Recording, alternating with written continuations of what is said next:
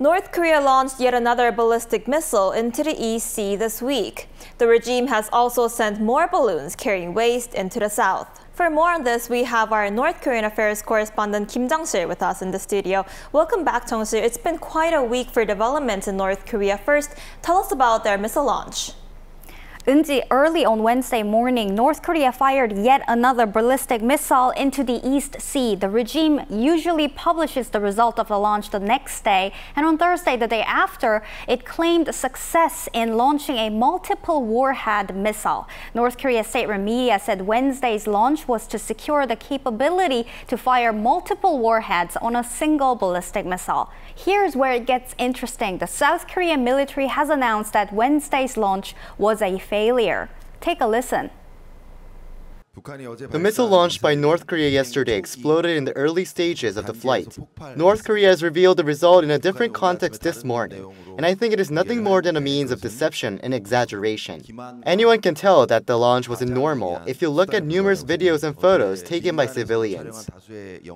The South's military said it's certain Wednesday's launch was a failure. Some experts had said, though, it's too soon to tell if the launch succeeded or not, but the military said its judgment is based on further analysis using more sophisticated equipment and other means. It also suggested there's a chance North Korea tampered with the photo of the missile.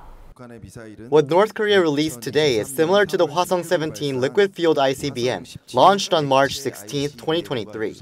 There's a possibility that the photo was tampered. The South's military added that Pyongyang's claim that the test was successful could also be aimed at covering up last month's military reconnaissance satellite launch that also failed. On May 28th, the North's leader let the residents know about the failure and encouraged scientists. Right. I see. Now, what's the reason behind this latest missile launch? Well, Eunji, there seems to be a pattern. The regime usually launches something as a sign of protest over ongoing summits or joint military exercises between Seoul and Washington.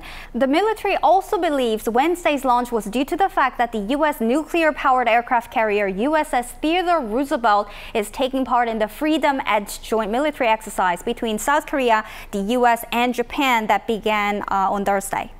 Now let's go over to the balloons carrying waste that North Korea has been sending to the south. What's happening there?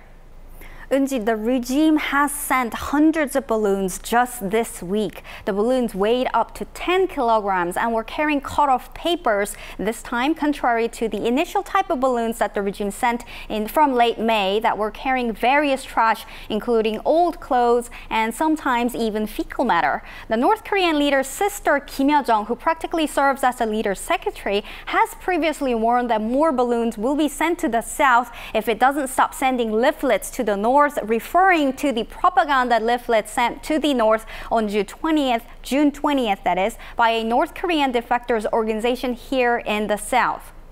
The South Korean government has been consistent with the court decision that distributing those leaflets should be guaranteed under freedom of expression. A senior Unification Ministry official has been telling reporters that North Korea sends balloons at a state level, whereas leaflets sent from the south have nothing to do with the government, and that Seoul is abiding by last year's court decision that stated banning leaflets against the north violates freedom of expression.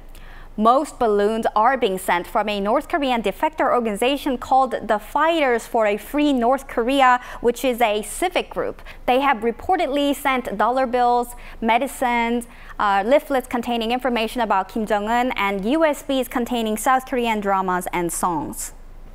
All right, if you put it like that, we can clearly see the difference between the balloons sent between the two Koreas. Thank you for that report, Jung-sil. You're welcome, Eunji.